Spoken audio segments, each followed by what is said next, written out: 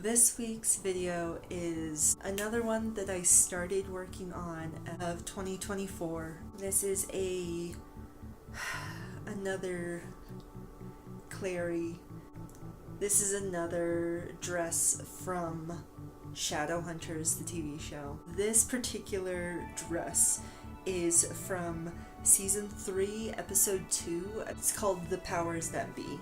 I mean, I would say spoilers, but at this point,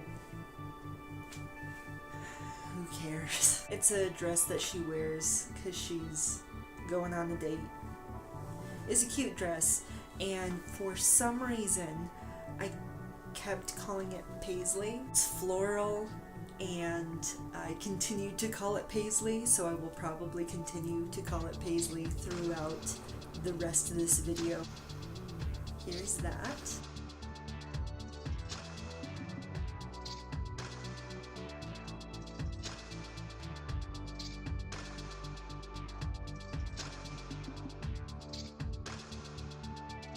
So I got 3 yards of the lining material. They only had, so they had this very light tan color. The other 2 are not quite the same color. They're a little bit darker. Versus this. That's not gonna affect the main fabric negatively, which is really the biggest thing that I was worried about with getting the darkest color. So it doesn't,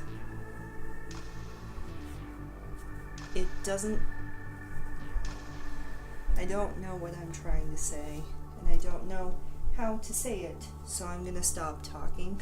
These are the top pieces for the lining, so I'm gonna go ahead and get these cut out and sewn together, and then we'll move on to the next part. The top portion of the lining for the dress is done. I'm going to add a zipper, which helps me with figuring out how I was going to do this before. This much space. So I think I got it. But yeah, I'm glad that I have that figured out. It doesn't look terrible. From there, I'm gonna have to figure out the skirt portion. This is where we are. I'm happy with this portion of the lining. I know I've said this a lot, but I feel like it needs to be said again. The first time that I watched the TV show was fall 2020. This is from a date that she tried to go on with Jace, and ends up going on like a double date with Simon and Maya, and it's one of the most awkward things in the world, not helped by literally anything else. I have so little care for anything that Clary does. So when I saw that this dress was a part of her date night outfit with Jace, I was like, honestly, even with everything else that I've been doing, and with how close I've gotten to figuring out how to do this properly, or in my head at least properly, I was this close to not doing it. I've worked with organza and chiffon previously, and I hate working with them because it is such a annoying fabric to deal with, because almost more than any other fabric that I can think of, it starts coming apart like the moment you cut into it. So it's not fun. Just do a thing called French seam. So thankfully this material has a very definitive which side is the outside and which side is the inside.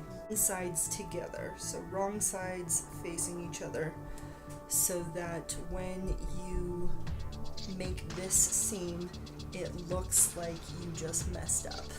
It looks like you just did it on the wrong side. So that's what I'm doing with all of these.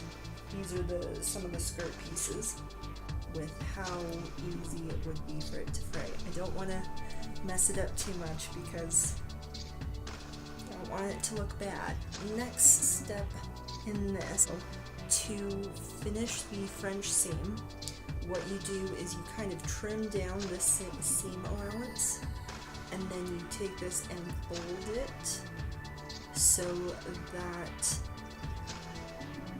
it's kind of enclosed like this. So you are just finishing the seam by doing what you would do on a normal garment, in that you do right sides together so the seam is on the inside. So go ahead and you pin that there like that. Boom. So it's not supposed to be that close. That's a good thing that we're doing French seams because this is woof.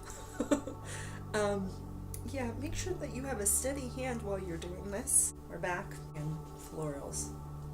I don't know why I keep calling it paisley. It's not. It's floral. It's like patchwork floral. Anyway, so here's what we got.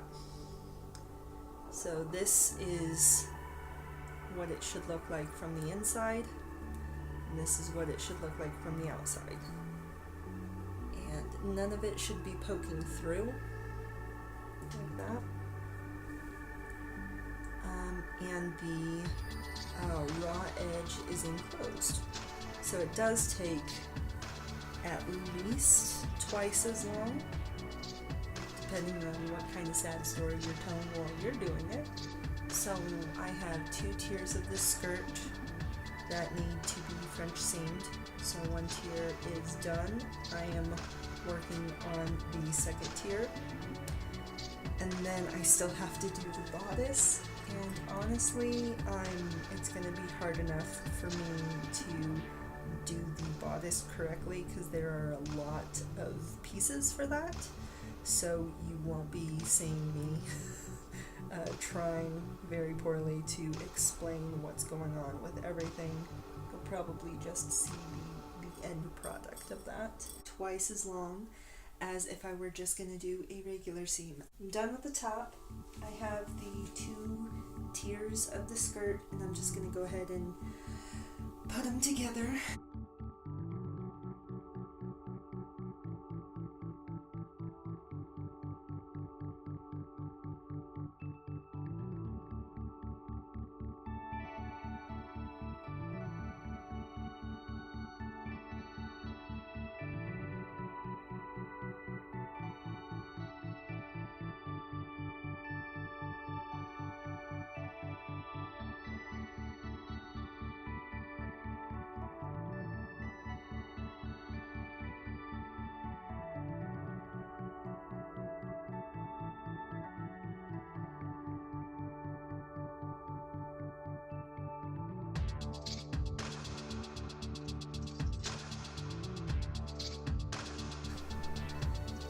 Okay, I didn't hate it. I'm gonna get that out of the way really quick, as much as I could have, and there were moments where I wanted to. I didn't hate it. I regret not having it done sooner. What I would change, I think where I'm gonna start is this dress is clearly not the same dress. This is more of a inspired by. Now, if we're looking at it as a learning experience, I don't really regret much. I like that I learned how to do the French seams, and I like that I was able to make it less scary for myself. This is the dress. All things considered, it's not much to write home about, because it's not nearly as complicated as a lot of things that I have done or tried to do. It was good to learn a new technique. I do have the next video in mind. I'm not 100% sure when that will be coming out.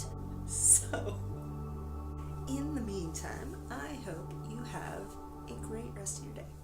Bye.